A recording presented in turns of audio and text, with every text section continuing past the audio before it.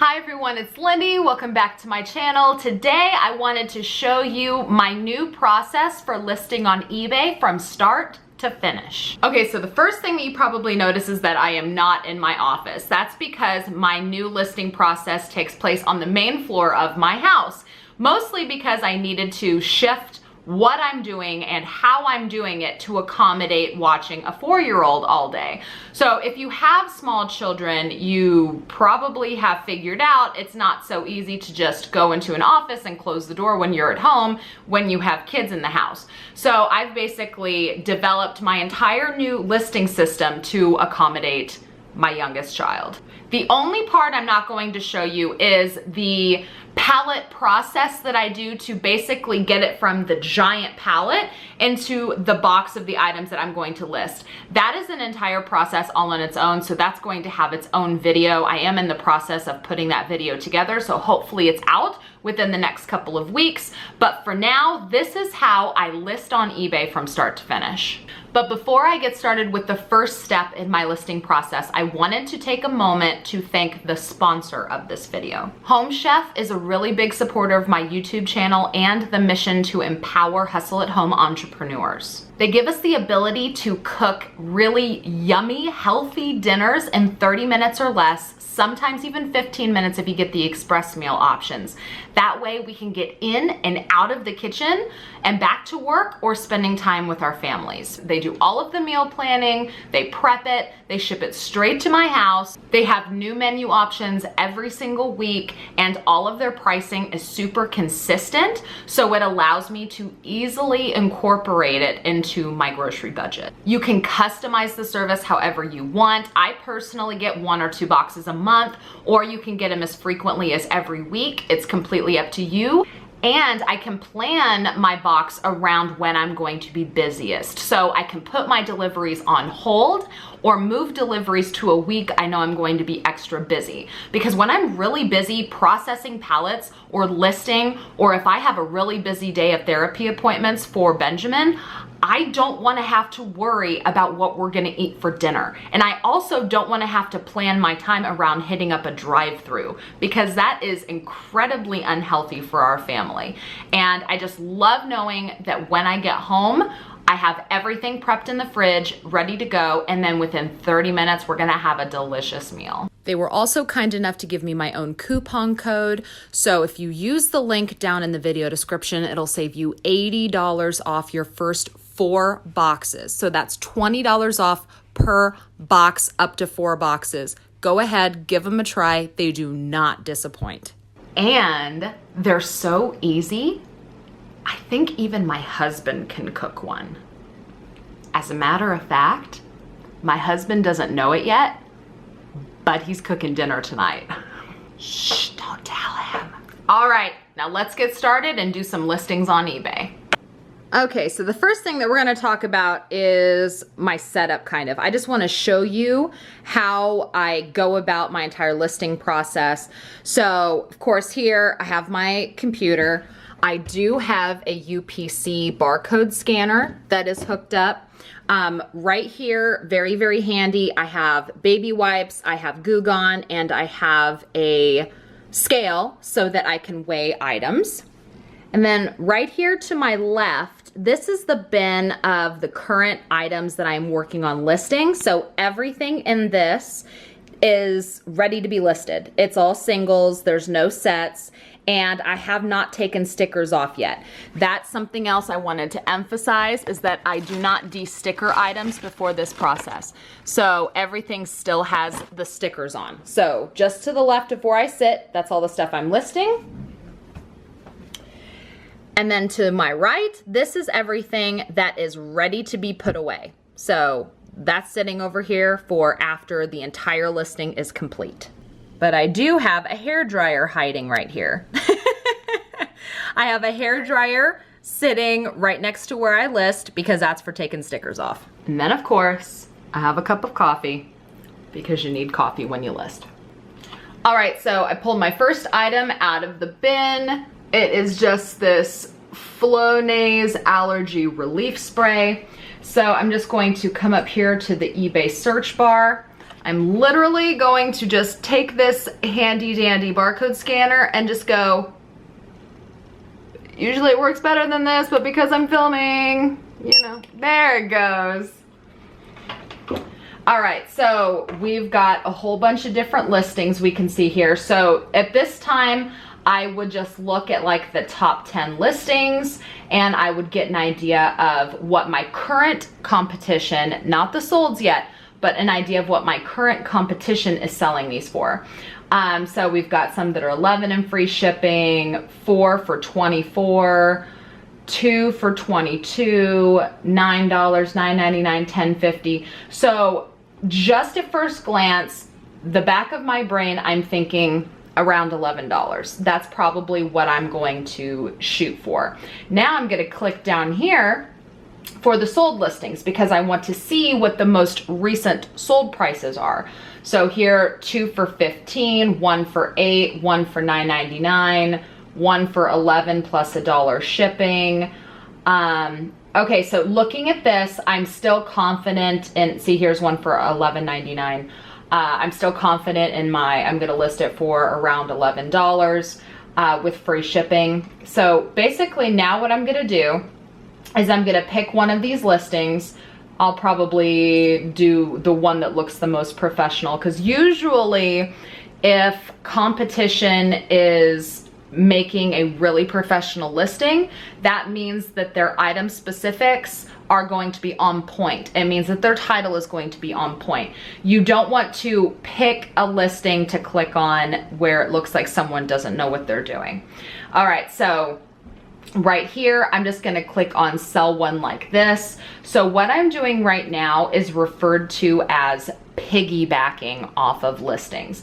That's where you find someone else's listing that is identical or very, very similar to the item that you're selling, and you're basically just clicking sell similar. That way you can kind of work off of their title and you can work off all of their item specifics. So that's why you want to stick with someone who has a very professional looking listing, because chances are they're going to have all of the accurate information filled in with their item specifics, and you're not going to have to do a lot of work when you're creating your listing. So I'm going to scroll down here and I'm gonna take a look at this title. So first off, the expiration date. Mine is a little different, so right off the bat, I need to change my expiration date to April of 20. The title is sufficient. I don't feel like I need to change anything about the title. It's not like I'm describing a piece of clothing and I need to have certain keywords. I mean, this is Flonase allergy relief. It is what it is. I don't really need to add a ton of keywords to this. So I'm just going to continue on. Right now I'm in the process where I really need to go in and update all of my store categories for my new store. It's really set up, you could see here. It's really set up for jeans and clothing. So right now everything is just pretty much health and beauty or personal care. I need to go in and narrow those down a little bit. Usually I would need to enter in the UPC here, but because I'm piggybacking off somebody's listing that already has the UPC, I don't need to do that. So now this looks like it's a stock photo. I am not going to be using the stock photo. I want to always take my own pictures. I'm just gonna leave that as a placeholder for now. Once I go in and do my own listing, or I'm sorry, once I go in and do my own photos, it should take away the stock photo. Brand is already filled in. Damaged packages. No, this one's not damaged. It's in good work. It looks good. Change my expiration date again. Oh, I forgot to add something critical that I always do. So I come up here and I always copy the title. That's one of the things that I always do before I scroll down. Now I do have some listing templates set up. There's two that I use that I have set up. I have one that I call makeup and one that I have that's called supplements. Really the only difference between the two is the makeup has a section for adding a shade and supplements has a section for expiration dates. So because this item has an expiration date, I'm going to select the supplements. Now see, I have this kind of, right here where it says title, I'm just going to paste the title in there. Condition, brand new and unused. That's accurate. I'm just gonna leave that. Let's see, size, I'm going to say it's 120 sprays. Expiration date is 04/2020.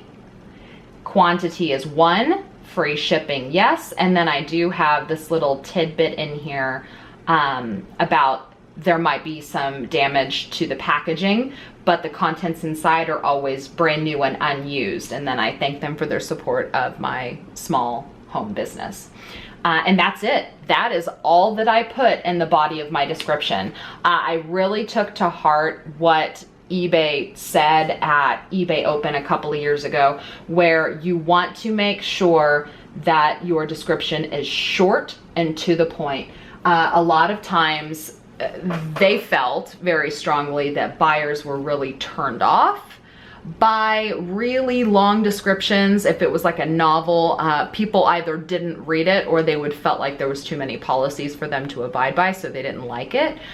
So eBay was always insistent on, look, just use Arial, black font, size 18, 14 should be the smallest, size 18, and just keep it short, sweet, and to the point. And so for these kind of items, this is about as much as I really need to say. It's brand new, it's in the package, it's 120 spray size, it has an expiration date, and you get 1. Period, end of story. Not much more needs to be said. All right, now we come down here. I am not scheduling any of these. I am just listing them as is. My price now, I'm going to select $11.88. I know that I had said 11, but I'm doing a little bit more than 11 for a couple of different reasons. Number one being I run sales very, very frequently in my store, and if I have it right at $11, whenever I do run a sale, it's automatically going to be less than $11. I also always do make offer.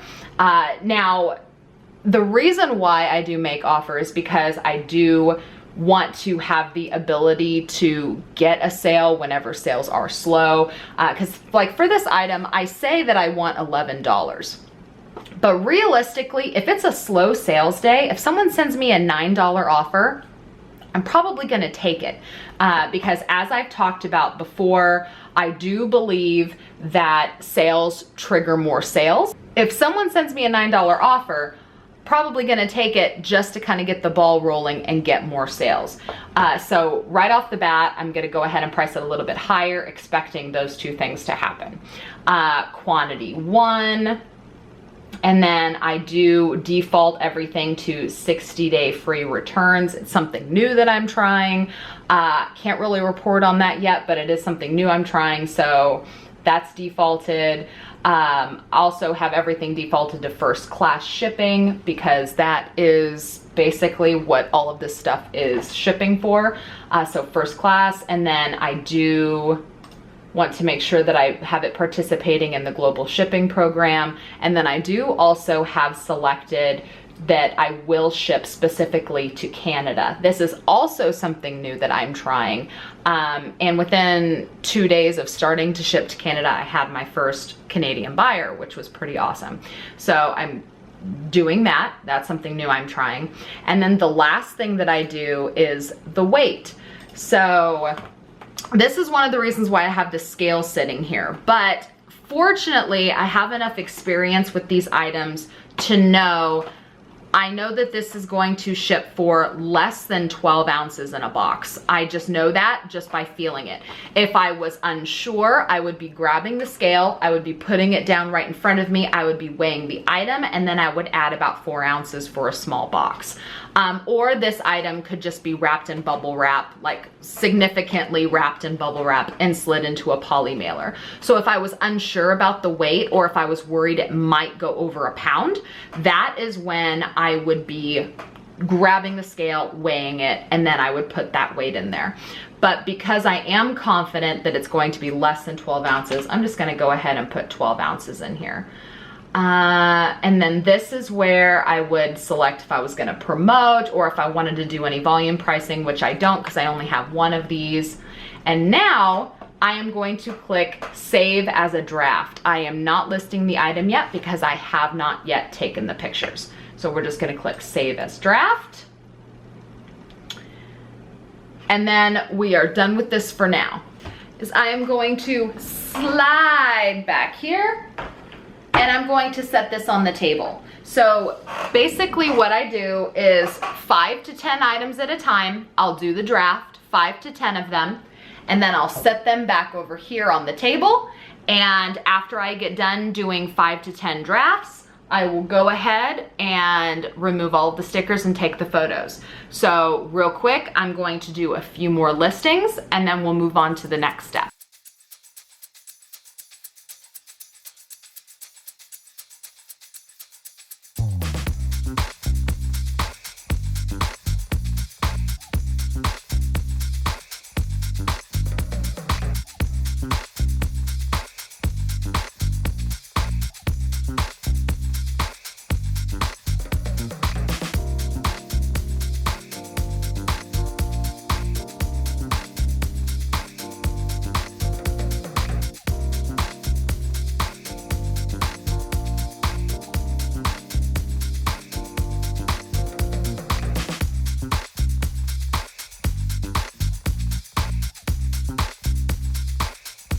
All right, and 8 minutes later, we have 5 drafts made. So now we're gonna move on to the next step in my listing process. Okay, so the next step, and please ignore my messy table. Not gonna apologize for it. I'm just gonna say don't look at it. Okay, thanks. All right, so my next step is taking off all of the stickers. So I do not de-sticker anything up to this point. It's kind of just a way that I speed up my listing process.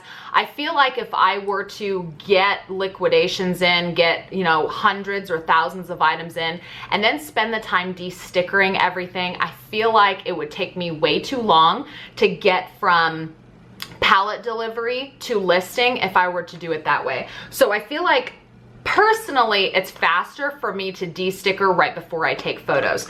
So like I said, I do 5 to 10 items at a time. I do the drafts really quick. Another reason why I do that is because I feel like it helps me get stuff listed. It helps me get stuff listed because if I try to do 50 at a time, if I get distracted by something like Benjamin wanting crackers, or if I need to leave to go pick up a kid from an activity, it feels like the bigger bulk of listing I try to get done, the less listings I actually get up. So I figure something like 5 or 10 listings, like I just showed you, it took me approximately 8 minutes to get 5 listings ready to go in the drafts. And then it's only gonna take me like 2 minutes to take photos. So within about 30 minutes, I can have 5 listings up. That way, if I get distracted and I get pulled into another direction, I at least know I got 5 up. I at least got 5 up. But if I try to do 20 and I keep getting distracted and then at the end of the day, none get put up, then that's when I have a problem. So that's why I try to list in really tiny batches like this, because that way if I get distracted, I know that I at least got something up today. All right, so my process for removing stickers from products is pretty straightforward. I do have Goo Gone, but I rarely use it because I don't know, there's something about the Goo Gone. It seems like when it gets on the sticker, it just gets everywhere and everything feels just slippery, and I don't like using Goo Gone if I don't have to. I also don't like using traditional heat guns because I feel like they just get a little bit too hot.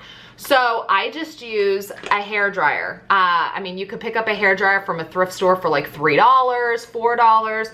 This one I actually bought new at Walmart for $9.97, and I bought it brand new instead of a thrift because my thrifts around here are awful and I never find stuff like this at my thrift stores, but that's a suggestion for you. But I mean, even $9.97 at Walmart, it's well worth the investment. So basically all I do is I put the hair dryer on low. It's really high tech, I tell you, but I just kind of hold the hair dryer between my knees and I hover this over and I peel the sticker off, and that's how I do it. So I'm going to peel the stickers off these items and then we'll get to the photographs.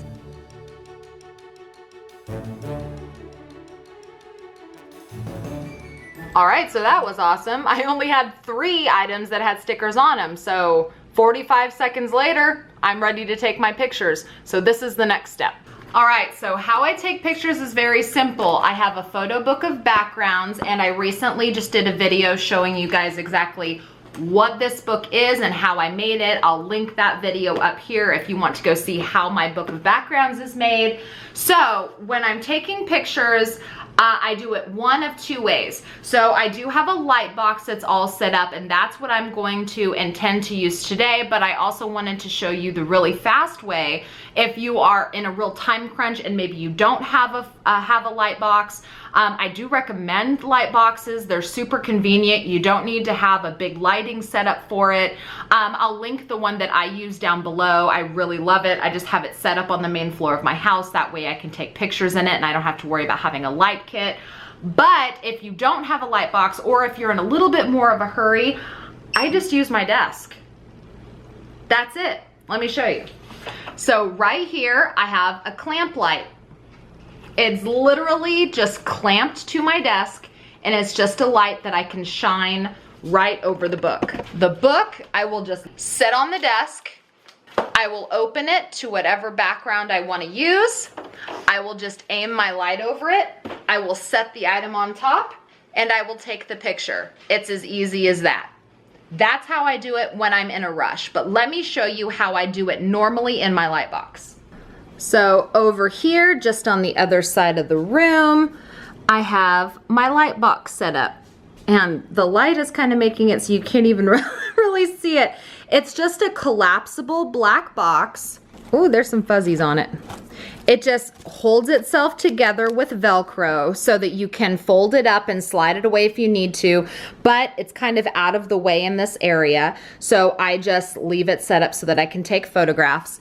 As you see, this is just a sheet of the scrapbook paper that I referenced in that video where I make my notebook. I just pulled it out and I just set it right in here, and we are going to take some pictures.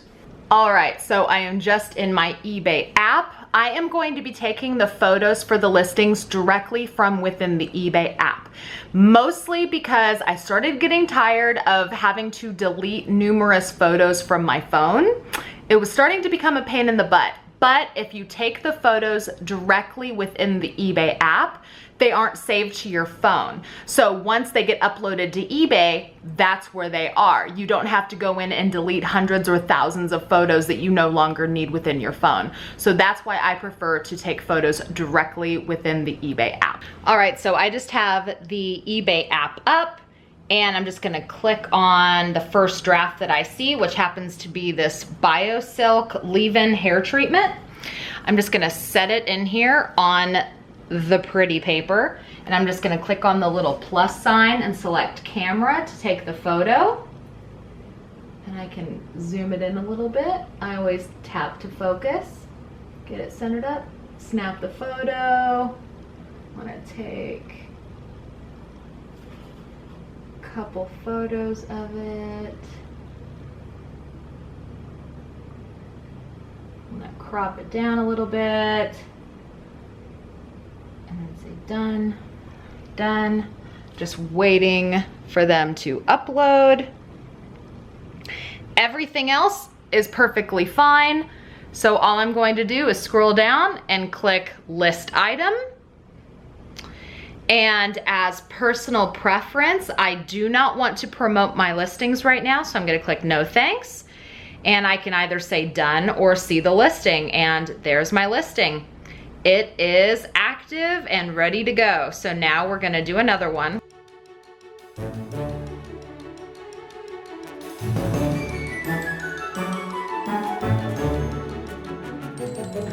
That's it. We just listed 5 items in about 15 minutes.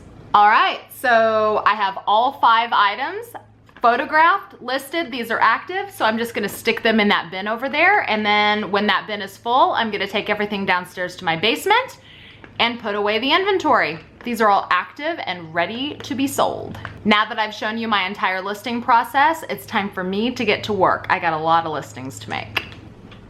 Hey, honey. What? How you feel about cooking dinner tonight? What if it's easy? Well, define easy. I have Home Chef in the fridge. Is there directions? Of course. Complicated directions? Define complicated. Yeah, I'll give it a go. Okay.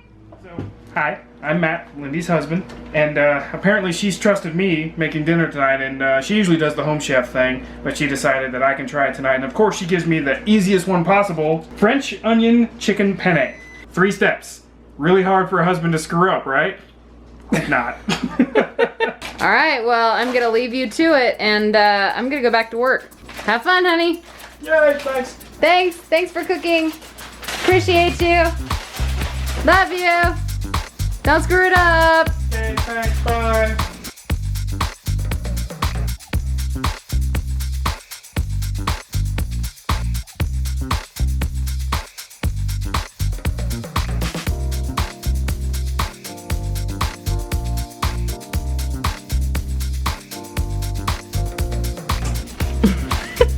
He pauses to think.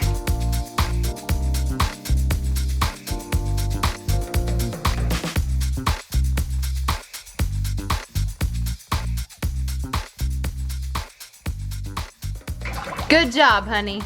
Thank you for making dinner. I can put things in a pan.